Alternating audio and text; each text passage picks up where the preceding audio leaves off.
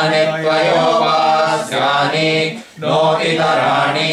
ये केचास्मच्छ्रेयागुंसो ब्राह्मणाः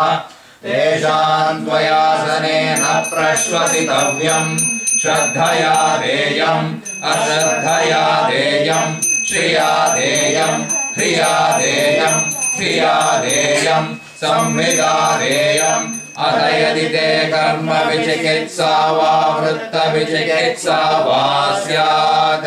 ये तत्र ब्राह्मणाः सम्मर्षिणः युक्ता आयुक्ताः अलोक्ष्या धर्मकामाः स्युः यथा ते तत्र वर्तेरन् तथा तत्र वर्तेताः अनाध्याख्यातेषु ये तत्र ब्राह्मणाः सम्मर्षिणः युक्ता आयुक्ताः अलोक्ष्या धर्मकामाः स्युः यथा ते तेषु वर्तेरन् तथा तेषु वर्तेताः एष आदेशः एष उपदेशः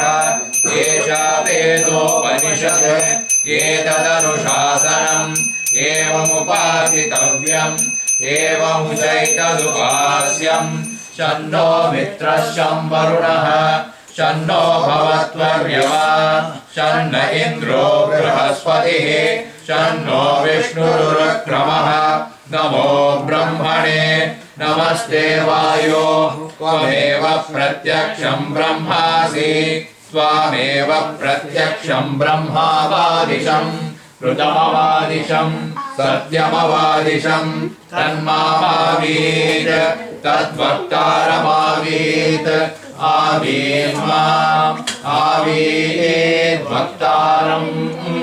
ॐ शान्ति शान्ति शान्तिः सहना भवतु सहनौ भुनक्तु सह वीर्यं करवावहै तेजस्विनावधीतमस्तु मा विद्विषावहै ॐ शान्ति शान्ति शान्तिः ब्रह्मविदाप्नोति परम् तदेशाभ्युक्ता सत्यं ज्ञानमनन्तं ब्रह्म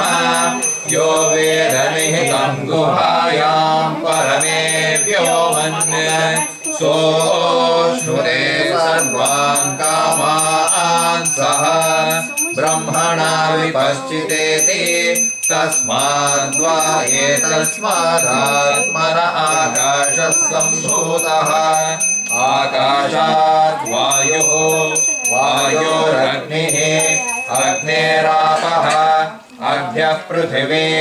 पृथिव्या ओषधयः ओषधीभ्योऽन्नम् अन्नात् पुरुषः